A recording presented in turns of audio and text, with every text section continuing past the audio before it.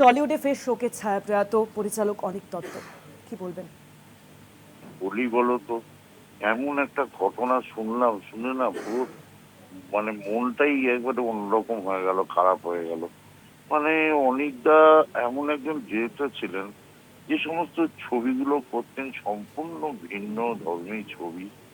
এবং যখন ওনার সঙ্গে আমি বিজ্ঞাপনের কাজ করেছি, তখনও ওনার কাজের ধারাটাই সম্পূর্ণ অন্যরকম ছিল। সেই মানুষ যে সমস্ত ছবি করেছেন সবকটা প্রায় সাকসেসফুল ছবি, দর্শকের ভীষণ মনোগ্রাহী ছবি, সব হলো। হওয়ার পরে ভদ্রলোক এরকম একটা ঘটনা ঘটলো কেন, কি কারণে? সে কি কি বলবো, যে একটা মানসিক বিষাদের বিষয়, যে উনি ছবি করতে পারছেন না, বিভিন্ন জায়গা থেকে বাধাপ্রাপ্ত হচ্ছেন সেই কারণে, নাকি কোন একটা অ্যাক্সিডেন্টই হলো? তবে একটা জিনিস বলতে পারি, আমরা যতদিন কাজ করেছি, হ্যাঁ, অনেকদার একটা হাইপার টেনশন ছিল। ন্যাচারালি উনি খুবই টেন্সড হয়ে যেতেন এবং তাই নিয়ে রাগারাগি করতেন অনেক সময় কাজের ক্ষেত্রে। কিন্তু বৌদি যখন ছিলেন শুটিং এর মধ্যে, বৌদি ভীষণ মানে মানে মনিটরিং করতেন ওনাকে, সারাক্ষণ চোখে চোখে রাখতেন। ওষুধ খাওয়া, জল দেওয়া বা সময় মতো খাওয়া, এই সমস্ত কারণে ওনার অসুস্থতার কারণে এগুলো সমস্ত দরকার থাকতো, এগুলো সব সামাল দিতেন কিন্তু বৌদি। এবং এবং রাগারাগি করুন আর যাই করুন না কেন, পরবর্তীকালে দুজনের পাশে বসে আলোচনা করা, সে সমস্ত গুলো সবই করতেন। এবং খুব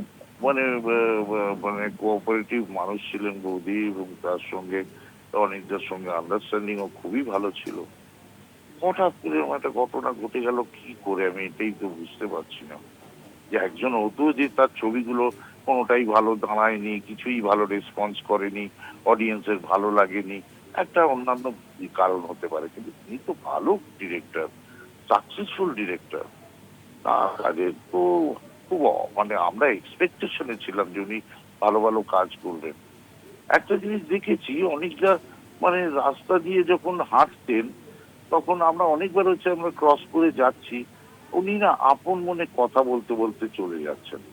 তো জানি না, কোনো একটা হয়তো খুব একটা বিশেষ ডায়লগ ভাবছেন, বা একটা সিন ভাবছেন, বা হয়তো নিজের মনে কার সঙ্গে কথা বলছেন কে জানে। তো আমরা হয়তো বলতাম যে অনেকটা কেমন আছো, এই তো বললাম। উনি দেখতেও পেলেন না আমাকে, শুনতেও পেলেন না আমাকে, এবং বেরিয়ে চলে গেলেন। পরে যখন ওনাকে আমরা বললাম যে দাদা, তোমার সঙ্গে আমার এখানে দেখা হলো, তুমি যাচ্ছিলে? তো বলে হ্যাঁ হ্যাঁ যাচ্ছিলাম। আর তো আমি তোমায় ডাকলাম, তুমি বুঝতে পারলে না? তাই নাকি, আমি করছি না, এ বাবা, কি সেটা নিয়ে খুব হায় হায় করেছেন। কিন্তু মানুষটা কি বলবো, যে কাজের ক্ষেত্রে ভীষণ পজিটিভ ছিলেন। ওনার সঙ্গে 3খানা ছবি করেছি আমি, আরো বিজ্ঞাপনের তো অজস্র বিজ্ঞাপন করেছি আমি। খুব খুব গ্রেট লস। এমনি মানে অনেক ডিরেক্টর আছেন টালিগঞ্জে, কিন্তু অনিক দত্তর মতন একজন ডিরেক্টর তো মানে এমনি একটা মানে নর্মাল ডিরেক্টরের মতো নন। উনি একজন সত্যি কথা বলতে সাকসেসফুল, এবং যে সমস্ত ছবিগুলো করেছেন সেগুলো সবই আমাদের বাংলার ছবির জগৎকে অনেক গৌরবান্বিত করেছে। তো সেদিক থেকে আমাদের কাছে একটা বিরাট বিরাটই খারাপ লাগা, যখন টালিগঞ্জ ইন্ডাস্ট্রি আবার নতুন করে সেজে উঠছে, আবার একটু একটা সুন্দর পরিবেশের মধ্যে চলে যাচ্ছে, সেখানে কিনা কাজটা আবার সুন্দর সুন্দর কাজ হবে, এটা সবাই এক্সপেক্ট করছেন। সেই অবস্থায় এই মানুষটা চলে যাওয়াটা তো আমাদের কাছে একটা বিরাট বিরাট খারাপ লাগা লস। অনেক ধন্যবাদ আপনাকে। ফোন লাইনের সঙ্গে ছিলেন অভিনেতা খরাজ মুখোপাধ্যায়। প্রয়াত পরিচালক অনিক দত্ত ছাদ থেকে পড়ে মৃত্যু হয়েছে তার। অনিক দত্তের মৃত্যু ঘিরে দানা বাঁধছে রহস্য। ইতিমধ্যেই একটি সুইসাইড নোট উদ্ধার হয়েছে, তবে সেই সুইসাইড নোট নিয়ে ইতিমধ্যেই রহস্য দানা বাঁধছে। সুইসাইড নোটটিকে ইতিমধ্যেই কিন্তু আপনাদের জানাবো যে সুইসাইড নোট ঘিরে ইতিমধ্যেই রহস্য দানা বাঁধছে।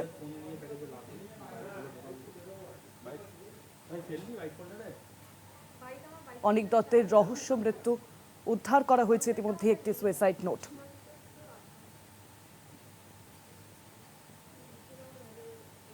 পরিচালক অনিক দত্তের রহস্য মৃত্যু। টলিউডে ফের শোকের ছায়া।